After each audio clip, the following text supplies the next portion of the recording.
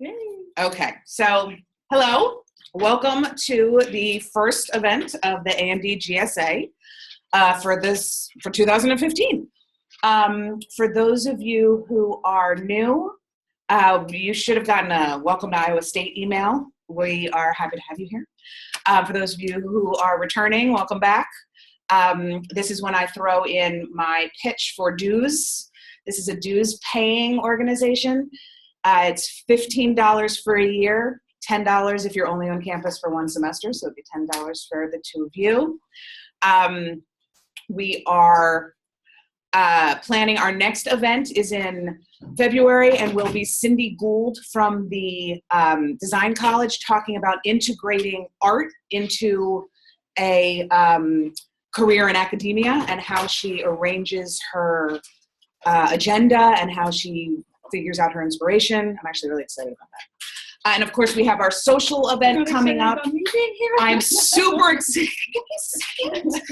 And also we have our social event coming up next Friday. It's in Des Moines. Usually they're here for those of you who are new, but we're trying one in Des Moines for this. We do have some members who live in Des Moines, and it gets difficult for them to get here for a social night. So this time we are going there. Are you going to Zombie Burgers? Yes, Zombie Burgers.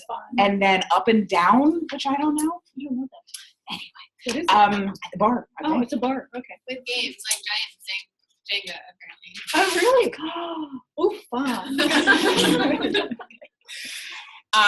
So please let us know if you have any questions. You get the emails, you can reply to them. We get that email and we will respond to you quickly. We hope that you attend our meetings. We love having people here.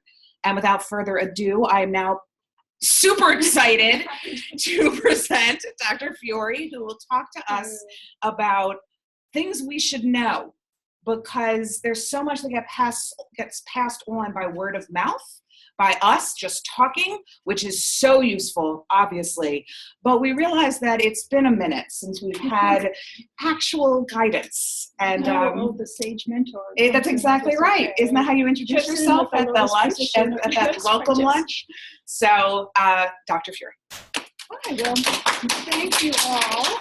I'm so glad you're all here. It's so important to form a really strong relationship with other students within the program, because you're going to make lifelong friends here and colleagues that you'll be working with in future years. So this is so important that you get to know each other and figure out how well you work together personally and professionally. So I really do appreciate you all being here. I wanted to talk about just some of the things that I've experienced with students over the years, some issues that I've seen come up, so that we can try to avoid them in the future. I'll talk more about this on Monday. I sent out an email saying that I'd like to meet with everyone at 5:30 on Monday, because I feel like the wheels are like falling off the wagon. We need to put them back on and move forward. So I just want to make sure that we, all understand that there are some certain things that need to be done in a certain way, and that there's some issues that have been cropping up, and I really want to get them out of the way. And if there are concerns that you have, hear from that, hear those as well. But today, what I want to do is talk about some of those, important points that I hear continually. And the first thing is, the first question I hear the most is, how do I get in the assistantship? And that's, before anything else, that's probably the first thing that you ask me, even when you're applying. And so I just thought I'd give you a little bit of information, and to let you know that those applications that you fill out are really important. I use those to determine a fit between your skills and abilities and the assistantship openings that we have. So that's the number one thing in your favor. If you do those really well, that really helps me. So if you have particular experiences that I might not know of, courses that you've taken, maybe grant writing courses, if you've done extra stat courses, anything along those lines that would tell me what your skills are, that really helps me say, oh, this person really would be the best person for the job. Okay?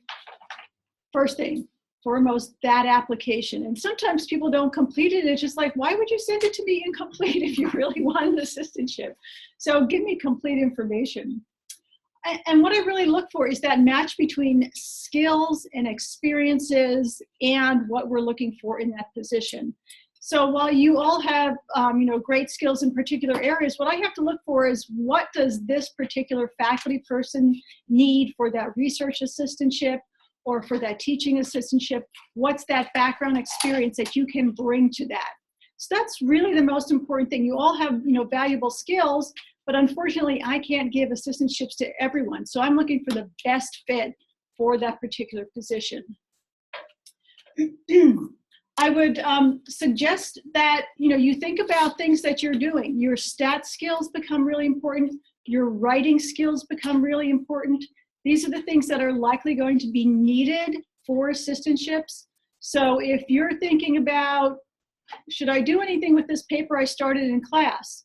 Yeah, definitely you should, because if you're going to improve your writing skills, you need to write. And take that paper, write up the results, submit it for presentation, because once I see that, if I know that you've got a number of presentations in peer-reviewed journals or peer-reviewed designs or whatever else it is, it tells me something about your level of dedication, your level of skill. So if you don't do any writing, I don't think you've got that experience that faculty really look for when it comes time to make selections for assistantships. Okay, so definitely get those skills, because those are the things that are going to get you the positions. Perform well in classes. Faculty will come to me and say, hey, you know what? This person is in my class and she or he is just wonderful. Did the best lit review I've ever seen. Okay, those things stick in my mind, and when I think about, okay, I need someone to do lit reviews for a particular faculty member, I'm going to remember that and say, you know what, this person told me that she or he did really well in the class. Okay, so perform well in classes. That can have an impact on if you get an assistantship or not in the long run. Just write and think critically. Again, faculty are going to tell me that. This person, I tell them to go out and do something and I don't do it, or they don't know how to write critically, or they, this comes back to me and I say, well, I can't give this person an assistantship because that faculty member is not going to be happy if that grad student can't write critically.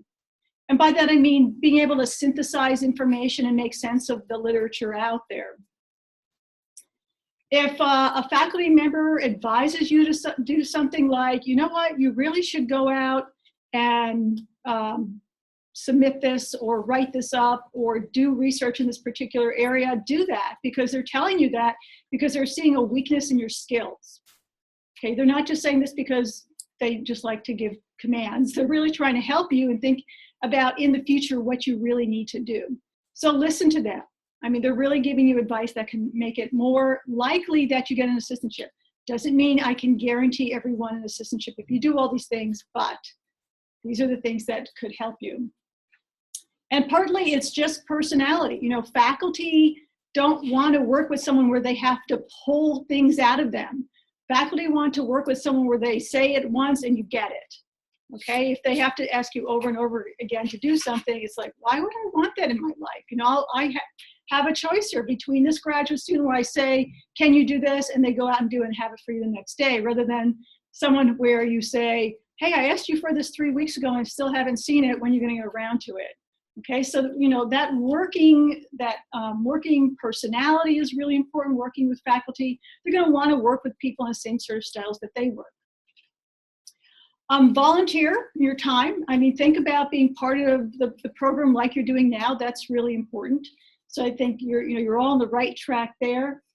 But again, unfortunately, I don't have control over the budget. I get information from Dr. Bosselman. He says, I've got $50,000 a semester to work with. Fund as many of these things as you can. And so I've got to try to spread it out as far as I can to make sure everyone has at least something. I'm sure you would all love to have 20 hours, but unfortunately, I don't have that ability.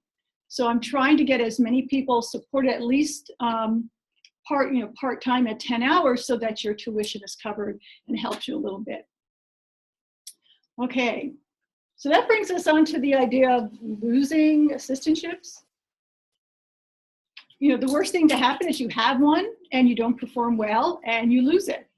That puts you in an odd situation. That does not look good when it comes time for someone to write that letter of recommendation for you. So the first and most important thing is complete your hours. Okay, so if you have 10 hours a week, try to do those 10 hours a week. Maybe some weeks you're going to do 12 hours, some weeks you're going to do 9.5, depending on the workload and other things you have going on, but don't let them fall behind. Report it to, where you are with your hours weekly so that the faculty member knows. The worst thing happens in the middle of the semester when I don't know what you're doing because you're not sending me your reports, and your faculty member supervisor doesn't know. And they say, oh, I haven't gotten hours, since the beginning of the semester. I don't know what she's doing. Just like, well, first of all, to the faculty member, like, why aren't you asking? Because they're supposed to do that. So it's the faculty member's responsibility to get those hours, but it's also your responsibility to send them. If you're falling behind, the worst thing you do is don't tell the faculty member. That's the worst thing to do, okay? Because they're going to say, well, I gave you all these things. I was assuming that you were doing them. If you're not doing them, I need them. You now have 2 days to do 90 hours worth of work, right? So make sure that you're keeping up to date with those reports. They come to me once a month, beginning of the month there, but to your major professor, the supervisor, I should say, every week, okay? Keep those hours. This will help me resolve problems. This will help your supervisor resolve problems. If you're not understanding something and that's why you're not doing the work, or you're overloaded in the class at the beginning of the semester because it's a compressed course or something, that tells the faculty member what to expect and try to work around those problems. When it comes to the end of the semester and the faculty member says to me, this person hasn't done any of their hours, or only has 10 out of the 90 hours they should have done, or something like that, it's like, what do I do at that point? I said, well, do you want to continue on with them next semester? And the answer is probably going to be no. So we don't want that situation where you're losing assistantship because you're not doing your hours. Let's see. Remember that promotion and tenure and grants really put a lot of pressure on faculty. They need to get things out. And while it might not be convenient for you because of all the other things that you're doing in your classwork to get their hours done, it's really important for them to get done. And so they're not going to be very tolerant with saying, oh yeah, it's okay. You don't need to do your 90 hours this semester. They can't hold off because they've got deadlines that they need to meet. They need to show productivity. Okay, so just remember that. And if you're not sure what the expectations are, ask. So we've had grad students who weren't sure what they were going to do and did nothing, or did the wrong things because they weren't really sure. And so it ends up where that faculty has really lost a lot of time expecting certain things and gotten things that they didn't want or expect. And so ask if there's questions. They would rather that you ask than not ask. If problems do arise, what I really recommend is you're all adults. You need to see this as a professional relationship. You need to talk to that supervisor and ask them, okay, I know things aren't going right. What are the things that I need to do to make this relationship better? What behaviors do I need to change? So make sure that you're asking those things. And after you get that, I'd say type that up, send that to them in an email, because that way you have a record and they have a record of what was discussed, okay? And have them affirm, yes, this is what we talked about. These are the kinds of things that I need to see changed in your behavior, okay? If that doesn't work, come to me early. Don't come to me at the end of the semester where things can't be resolved. I've had situations where I don't know what's going on until the very end of the semester. So I prefer to hear early what's going on, and maybe I can run some intervention. Can I resolve all issues? No, I can't, but at least I know what's going on. I can hear both sides of the story. And I see every issue is a both sides of the story thing. Faculty have issues and graduate students have issues. And it's, sometimes the personalities don't work together. There's something wrong with the karma in that relationship that you just can't fix. But it's really important that I know what's going on so that if I can fix it, I can try. Let's see. Oh, and just remember that everyone's got a different personality. You can't change people's personality. The only thing you can do is change your behavior or try to change their behavior in terms of how you set up the problem. So how they respond to you depends on how you approach them. So you really need to think about, what do I need to do in order to get the behavior I need from the supervisor? Okay, what are the things I need to do? Okay, is it giving them a list and so that they can check off that these are all the things that they wanted, so that you're both on the same page? So you need to think about creatively, how can you get what you're really looking for? So any questions on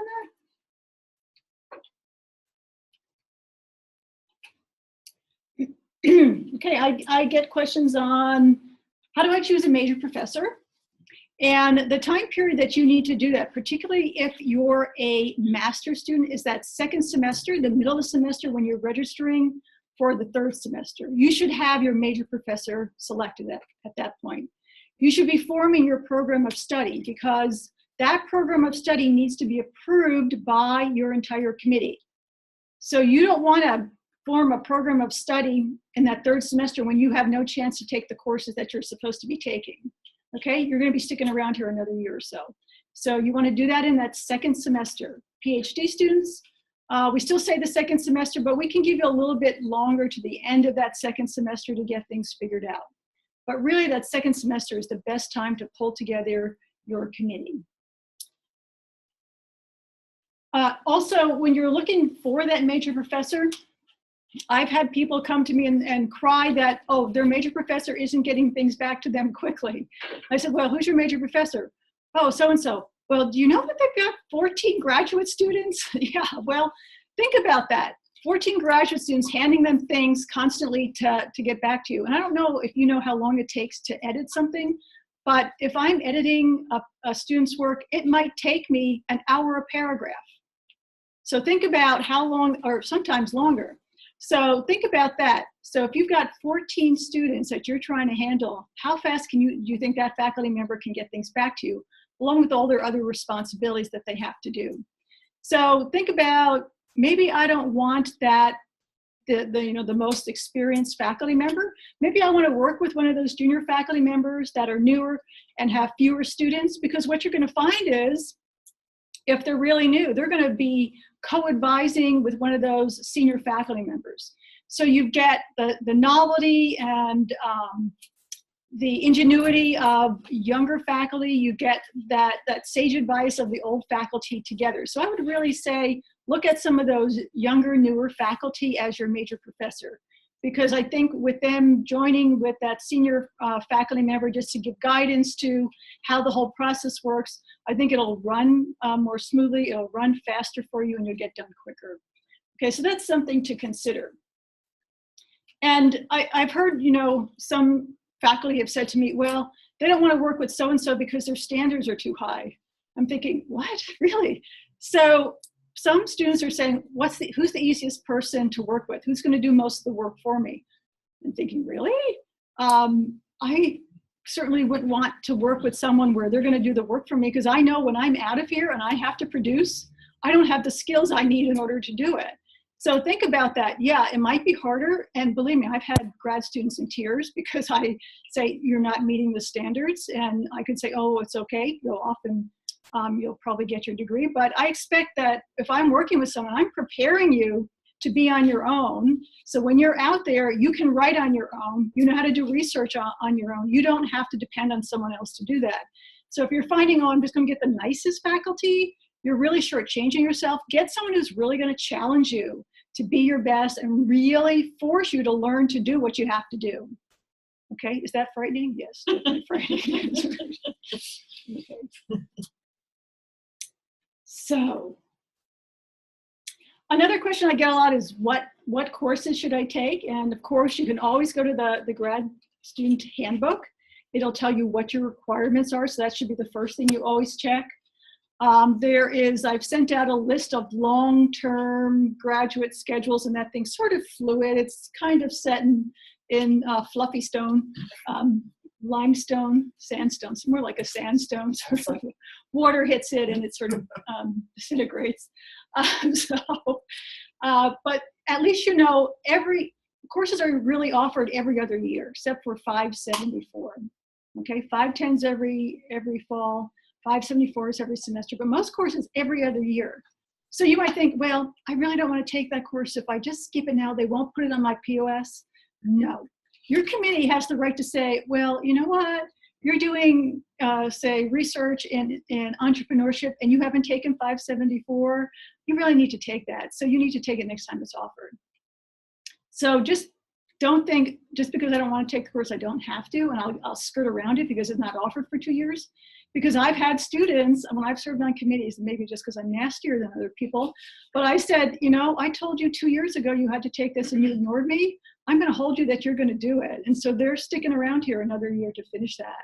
So committees have a right to do that, and I'm really, you know, encouraging committees, you know, committee members inside and out to do that to students.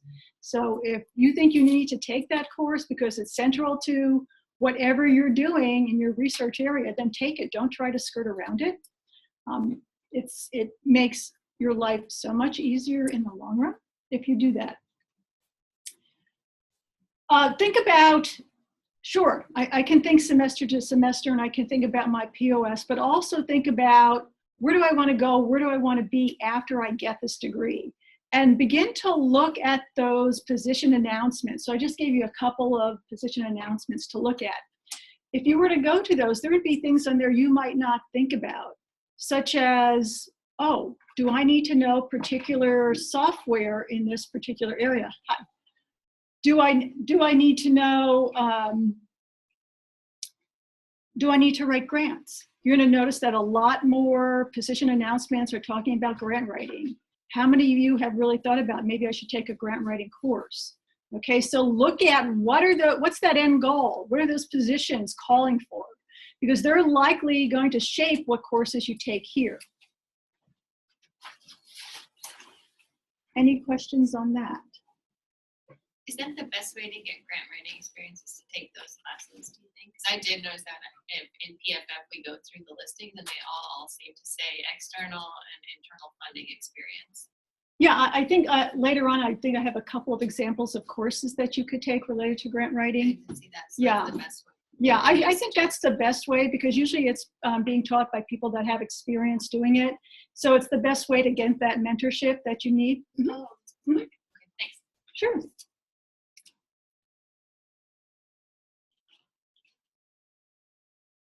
Oh, another thing that sort of drives me absolutely, yes, April. I have a quick question. Regarding transfer credits, this came up the other day. Yeah. I was talking with my major professor.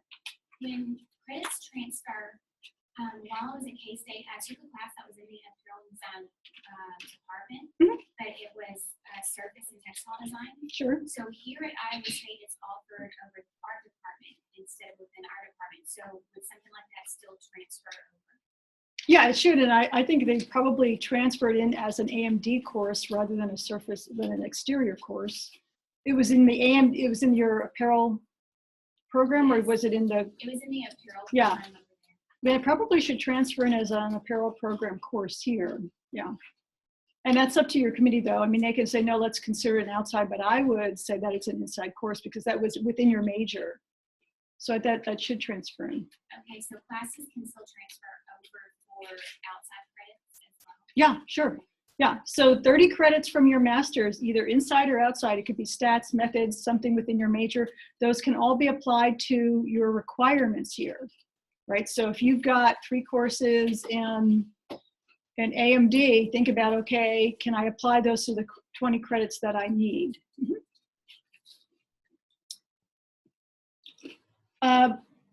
Do not wait until the first week of classes to determine what you're going to take for the semester. That drives me absolutely batty for a number of reasons. First, we determine what courses we offer based on enrollment. If we don't have high enrollment, we drop the course. So if you don't wait until that first week, the course might not be there. We've dropped a course we didn't need to drop.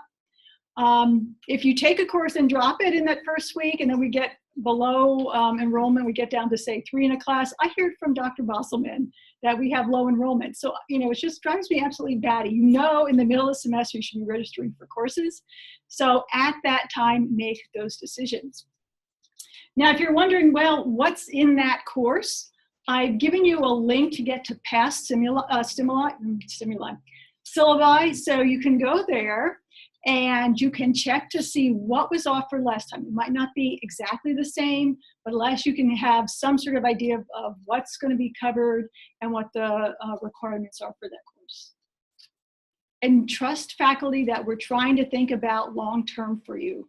So I've had situations where I tell students, you really need to take this course. This is the kind of course that's going to get you a job. And you say, well, I don't want to take it because I have to do a paper. It's grad school. If I'm telling you that, I'm telling you that because I'm thinking about your long-term career goals. And I know from experience of people who've gotten positions in the past, the kinds of things that have helped.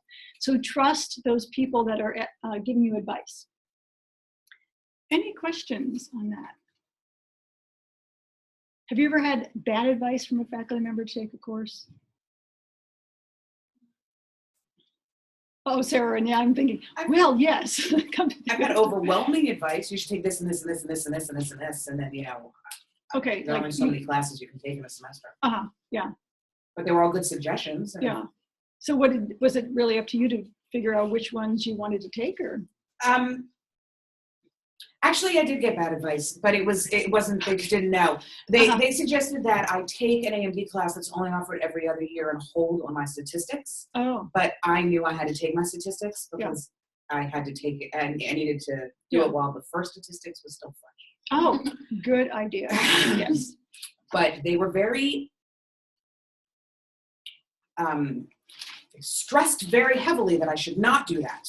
Mm-hmm. And finally I was like, okay, and then walked away and had to make my own decision because it just didn't work. Yeah, statistics you really need to stay fresh with. To wait a year or two, forget it. Like, what's the Z thing? Yeah. What are these Greek letters? Amy, what does this mean? Oh, is Amy the go-to statistician? Yeah. You know what we're doing in experiment stations, like, how can we test Amy this week? I noticed that, actually. Well, she knows how to do that. Let's give her a different one. Okay.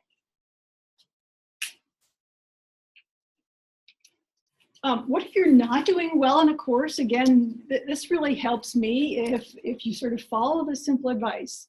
See faculty immediately. Don't wait to the end of the semester. We've had a situation where we've had to dismiss a student because their grades were so low at the end of their master's degree. We knew we couldn't get them to a 3.0. So you can really dig yourself really deep hole if you don't solve these issues really early. Okay, so if you're not doing well, I'm sure faculty will contact you. Email them back. It drives me crazy when faculty try to help and students just sort of blow them off. So get that help. They're going to try to help remedy whatever the situation is. If you can't pull yourself out of a course, drop the course by that middle point around midterm time. Or take it incomplete. If you're feeling like at the end of the semester, look, I cannot do a really good job on this paper, ask the major professor if you can take an incomplete. But if you do that, complete that incomplete as soon as possible. Do not wait a year. Don't think, hey, I have a year to do this. I will do this on the 11th month, I'll start it. No, do it right away. Do incomplete stay on your record? They do, and after a certain period of time, I think it's a year, I think they turn to an F. Oh, I meant if you then complete it, does that Oh, no. show? I think that's removed and your grade It is is put on there. removed. Yeah. No one will ever know. Yes, Jody. I actually had to take an incomplete in one course that the professor that was teaching the course had to contact, is it the registrar or whoever, to have it removed. Oh, okay. Yeah, and Okay. so it's completely gone. Okay, good. Okay. Yeah. I would really recommend it's better to, if you're not going to do well in a course, ask for that incomplete. The faculty doesn't have to say yes, but it's better than you doing poorly in the class, okay? So that's what the incomplete is for. But don't drag it out. Finish it over break or over summer break or whenever it is. Don't drag it out. Because what happens is that you forget about it and faculty forget about it, and then a year later this F shows up and it's like, oh, I'm sorry, nothing I can do now. It just becomes harder to handle. As I mentioned, grant writing skills are becoming a lot more important. So you might not be thinking about taking a grant writing course, and this might be additional, courses for you because your POS is already figured out. But I would really recommend taking it. just looking at the position announcements that are coming out for faculty positions, or they're, the museum positions or things like that, they're all asking for grant writing experience. Okay, so at least you've had a class. You might develop a small grant in there.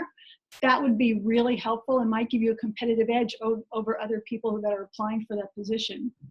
So here are 3 courses that I know of on campus related to grant writing. And I think one of those also has a distance version to it. Okay? Any questions about that?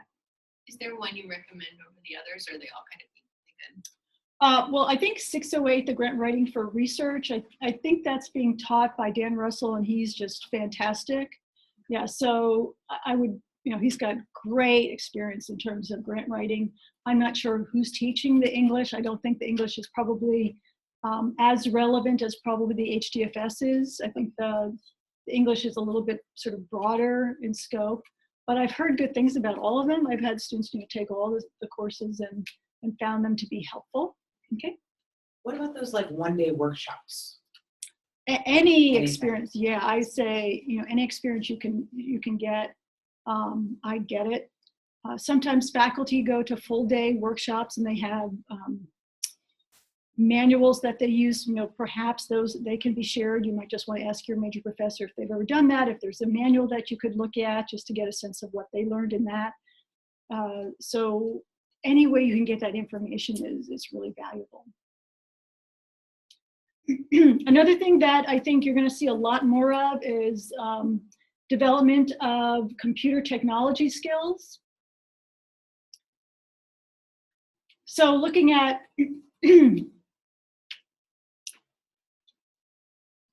doing self-training. So there might be software out there that you don't have in a class, but you say, I know it's being used in retailing right now. I need to learn visual retailing.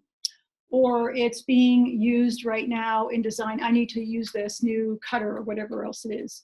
So take that incentive to learn that new technology. It might be auditing a course. It might just show up as an audit on your program of study, but at least you can say, yeah, I've sat in on this course. I know how to work this technology. Think about if you do know that technology, doing a teaching practicum related to that, that shows that you have that proficiency and your ability to teach that topic. Technology is becoming more and more important in the courses that are being taught. So if you can show that you have those experiences, the better. Okay, any questions on that? Okay. Other things that I think have sort of caused problems over the years is it's really important to be competitive with yourself, always trying to improve yourself. And you as graduate students would not be here if you didn't have that personality, always trying to improve yourselves. I think what becomes a problem is when it becomes competitive between graduate students. It creates a really negative vibe. It creates really bad situations. And it can get, this hasn't happened recently, but it's, caused people to, how should I say this, sabotage other people's work. And that just really is not the attitude we want to really promote here in our program. That's not the culture here. When it comes time to write letters of recommendation, if faculty know these things have gone on, it does not help you. If it meant you got an A and the other person got a B at the end of the class, it does not help you. So try to emulate good behavior that you see in other students that are being successful. Don't envy those people. So figure out what are they doing right and do those same things, okay? I don't know how else to say that, but you really, if you could start competing with each other, it's not a positive thing in the end. What if I kill off all the other grad students and then I get the assistantship? Is that good? Yeah, maybe. Writing that down. Okay. I don't know if you realize how important letters of recommendation are. When you're going out for positions, number one thing that's going to get you in that door, yeah, you need to have good grades. But my guess, everyone applying for that position is going to have good grades. What's going to set you apart is that stellar letter of recommendation. So that's the most important thing that you need to think about. Am I doing all the good things that I'm supposed to be doing in order to get that great letter of recommendation? When you're actually asking the faculty, and this can really impact how they write that letter, provide them a table, particularly if you're applying for more than one position. You know, us as faculty, I'll tell you how long it takes me to write a good letter of recommendation. 3.5 hours, minimum. 3.5 hours, write a really good letter of recommendation. So if you think we're just gonna like, oh, 20 minutes, I can write you a really good one, forget it. So particularly if there's lots of them coming in at one time, I'm gonna prioritize and say, who should I, you know, where should I put my time? If I have limited amount of time, whose letter should I really make that the strongest letter possible? And if I'm getting this last minute request, I'm going to say, well, if they're not so eager to get this position that they wait to the very end, I'm not so eager to give them the best letter of recommendation. So give them a table. Give that faculty member a table with information like the position announcement link, so they know exactly what is being called for in that position. It's even better if you give them a PDF with important details of that position highlighted so that they know what's important for that position. The address, I don't know how crazy it would make you, but if someone says, oh, would you write me a letter of recommendation? Oh, I don't have the address, go find it. Well, you know, I'm doing you a favor of writing a letter of recommendation. The least you can do is give me the address. Deadlines, let me know the deadlines. Give them at least 2 weeks to write the letter. Give them your CV so that they have something to reference. Highlight important things in that CV, or give them key points that might not be in that CV that they need to consider when writing that letter. Give them all the information so they can, you know, write a really good letter for you. Okay. Any questions on letters of recommendation? Okay. Expected outputs. Sarah, you asked me to talk about expected outputs for graduate students, and Dr. Damhorst and I, we don't agree on this at all. So she says, oh no, grad students don't need to have at least one article a year. I'm thinking, when I look people who are applying here, you know, to be competitive, you need at least one article a year to really be competitive. She says, no, you don't need that. I'm thinking, what schools are you applying to then that you don't need that? But if you're really talking about a top school, I'd say, yeah, minimum one paper a year if you can get that done. And it doesn't have to be a sole authorship. Think about working with your colleagues in here. A few presentations, you know, maybe a couple of presentations a year. Again, think about, hey, we've got this project that we started in class. How can we collect data and maybe get 2 presentations out of it? You do one and I do one. Okay, so I think that would really make for a stronger CV at the end when you're applying for positions. Same thing with designs. I know some of it can be co-designed and some can't, but think about that, working with faculty, working with other students. And again, apply for those internal grants. Ray just got the Rosenfeld International Fund grant. So now he has some money to do his gambling. No, I meant research. His research when he goes back to China. So, you know, that helps him in terms of doing his research, but also it looks really good on his CV. Oh, you know how important it is to write a good grant. You've got some funding for it. You've got evidence that you can write a grant. Even though it's a small amount of money, it shows that you understand the system. So look online, and the College of Human Sciences has a number of different grant proposals that you can think about applying for. Oh, okay. External grants. Apply for external grants. There are some external grants for dissertations and other things to look for. What I would recommend is go over to the library. They have a foundations, what is it called? I think it's called the I don't remember. I'll have to find it and email it to you. It's a foundations collection of all the different grant sources out there that you could look for. Also get onto Pivot. I think you have access to Pivot, don't you?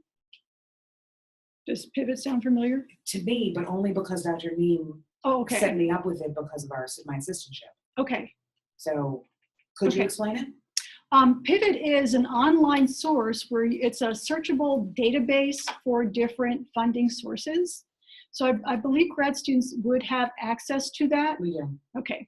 So I would get on there. You can put in keywords of whatever you're interested in. It can be art related. It can be social science related, physical science related, whatever those keywords are. And then you can search for different grant funding opportunities. So I would really recommend that you do that. Get familiar with that and look for different opportunities that might be useful for you for your dissertation or for your own research. Okay, let's see. Service.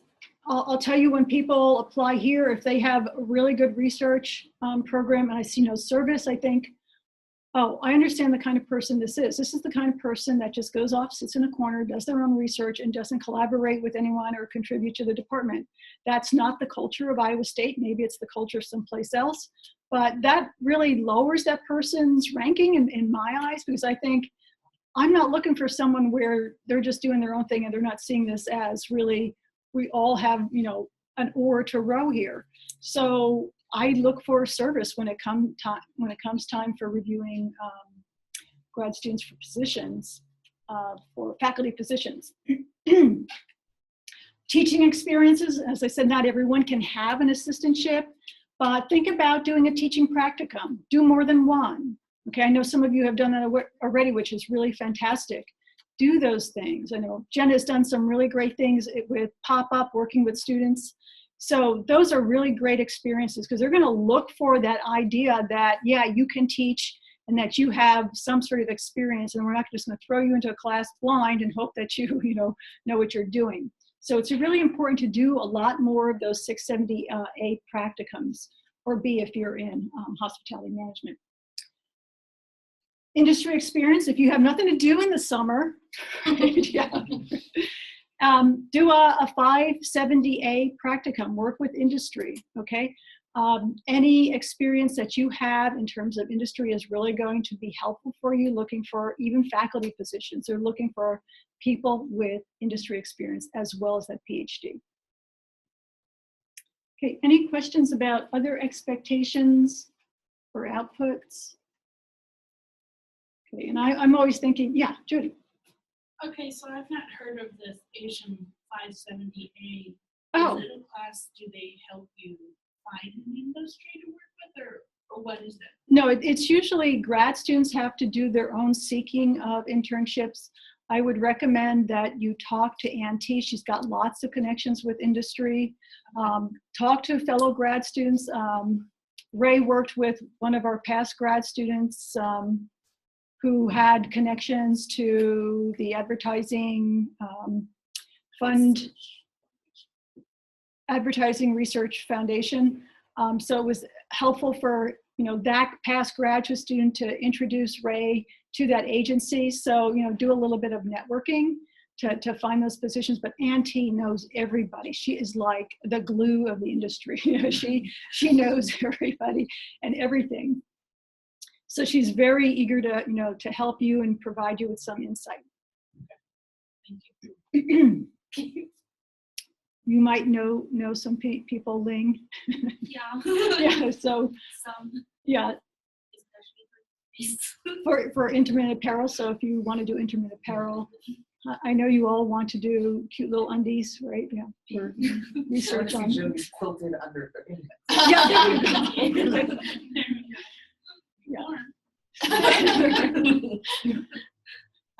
So any questions about that? What are the expectations? And it's going to vary by every person. Everyone's going to have a different compilation of things at the end of this, but these are the sorts of things that I look for when I'm reviewing applicants for positions. Sarah. I have a question. Yeah. So obviously, in the realm of Yes. academia, Yes. peer-reviewed journals are the best. Mhm. Is it, I was worried that I wasn't going to get any publishing experience, so I volunteered to do some book reviews. Yeah. Will people care if it's not technically a peer-reviewed article?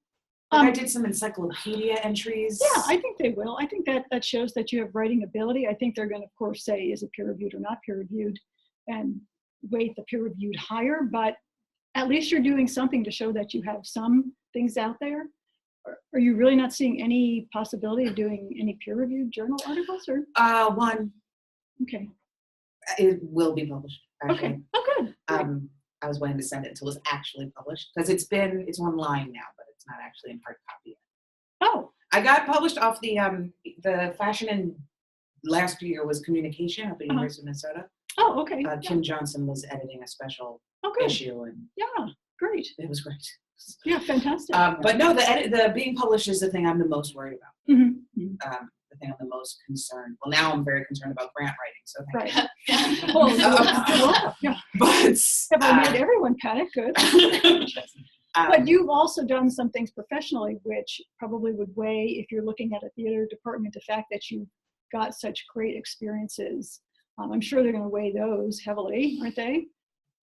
Yeah, I hope so. yeah, and everyone's going to look different. I mean, to them, they might say, oh, having that practical experience is more important than having some sort of theoretical article. So it depends on the institution, too, I would think. So don't panic too much yet. But you don't have any grants? No, just kidding. I have a focus grant. Oh, good. See, fantastic. Yeah, focus grant. Jody, you've got a focus grant, don't you? Yeah, this is my second one. Your second one? No. She's fancy. Well, yeah. Well, great. I mean, that's fantastic. So you've got 2 focus grants. It shows that you can apply to something that's peer-reviewed and competitive. That's fantastic. Yeah, great. Okay. Let's see. I think we've gone through all that teaching experience. Blah blah blah. And just lastly, other things I'm asked is like, how do I prepare for interviews? Research faculty expertise. What is that? You mean the people you're interviewing with? Oh, yeah, great, thank you. Thank you for doing my other part of my brain today. Okay. One of the things I really would recommend, first thing you do is sit down and look at who are the faculty there, figure out what research they do, and then figure out what's the linkage between your research and their research. Because they're going to want to find a colleague that they can work with. And so if you say, oh, I don't know what you do, which is not a good thing because it doesn't feel like you're very interested, you need to let them know that this is the only place in the world you want to work, right? And so you know everything. You're like a groupie for this particular department. You want to know everything about every faculty, every article they've ever done, what their focus is, what grants they've gotten. You want to know all that about them because you want to find what are those linkages with them that you can talk about when you're there. Think about reviewing their course offerings. You should know what their curriculum is. Because they're going to say, what courses would you want to teach? And you're going to say, oh, something related to merchandising. No, what you want to say is, well, I've gone through your catalog and I see that you offer this, this, and this course. This is why I think I'd be really good teaching these courses. So they want to know that you've done that to look at, okay, I understand what courses are out there that you have that I can fit into and what courses you can't fit into. Know their mission and goals. And so you might think you're just walking in, and we tend to think departments, but you're getting a position in a university. You need to understand what is the feeling, the atmosphere within that entire university, because that's going to trickle down to what you do on an individual basis. So go to their mission and goals statements and look at what are their missions and goals. And if they're all talking about high tech and everything, you're thinking, I'm art, and they're talking about high tech. Is there some way that I can fit that together? Or if not, I have to understand that, okay, in this institution, my department isn't going to be the premier department on that campus. And if it comes time for cuts, we're probably, the ones that could be cut. So just understand what is that mission? How does whatever department you're in fit into that larger goals of that particular institution? I would recommend that you read the faculty senate. This sounds really boring, doesn't it? Oh, let's go back to past faculty senate agenda and minutes. I would do it because you can tell just how administrators work with faculty on that campus.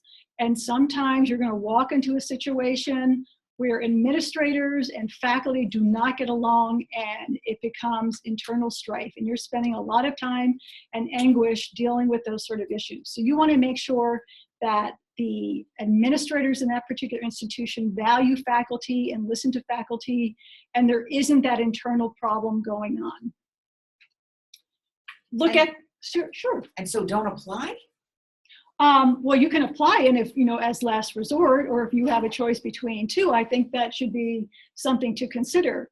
Or when you're there, ask them, hey, I've gone in and I've looked at your faculty senate minutes, and I see that there's some sort of problem. Can you explain to me what's going on, so you can get a better sense of their perspective on things.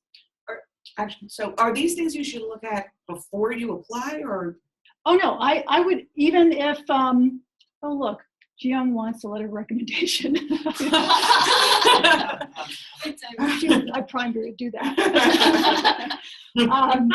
No, I think you should apply to any position that you think might be a possibility, but go in with your eyes wide open, so okay, these might be particular issues if they do offer me a position, or if I'm there, I need to really say, there are some concerns I have. Can you explain to me what's going on here?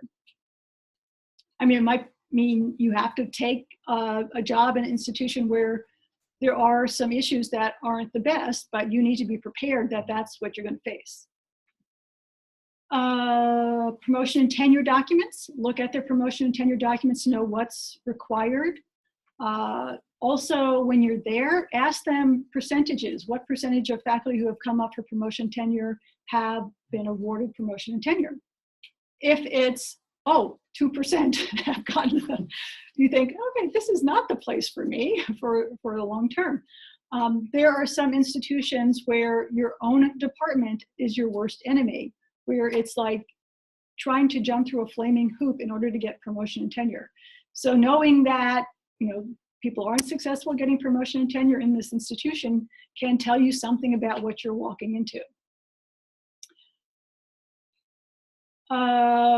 And when you're there, just read the culture. Just see how other people interact with each other. If there isn't any, friendly banter, that should probably be a concern. Like if you're a friendly banter kind of person, this might not be the best situation for you, and you just need to go in there with your eyes wide open and say, okay, there's a different culture here than what I would really like to be part of.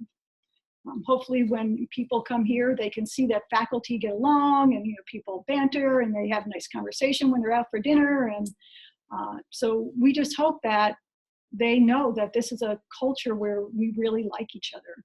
If you don't feel like these people like each other, or there's a lot of infighting, it's the worst situation you could walk into.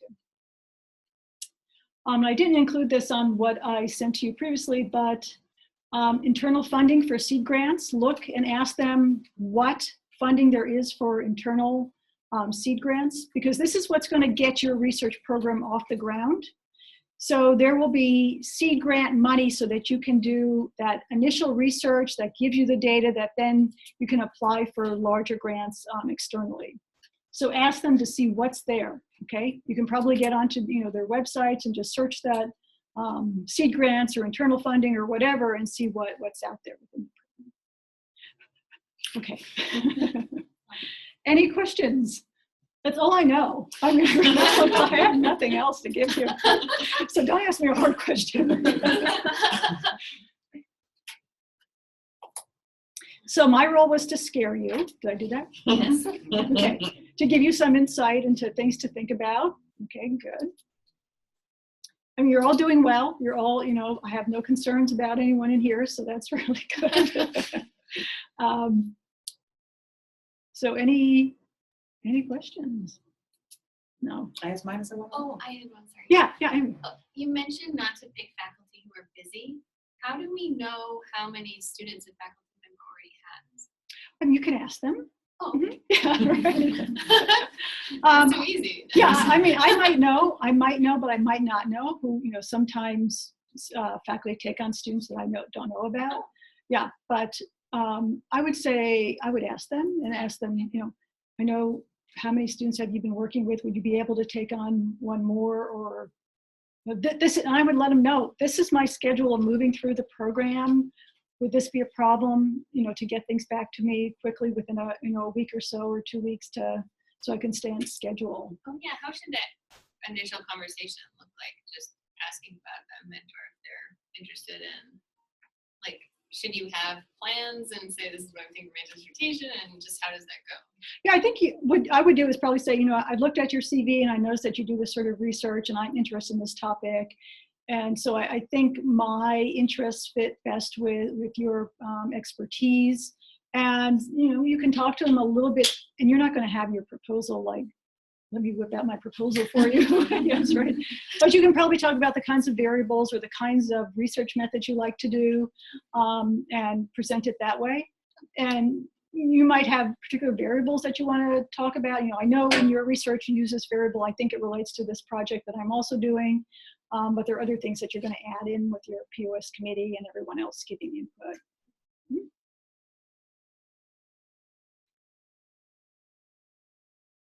Okay. Thank you so much. You're welcome. This was really, Yes. really wonderful. Yeah. We Okay, appreciate it good. very much. Yes. Thank you very much. Any problems, please come see me. Don't let it fester. Great. Thank you.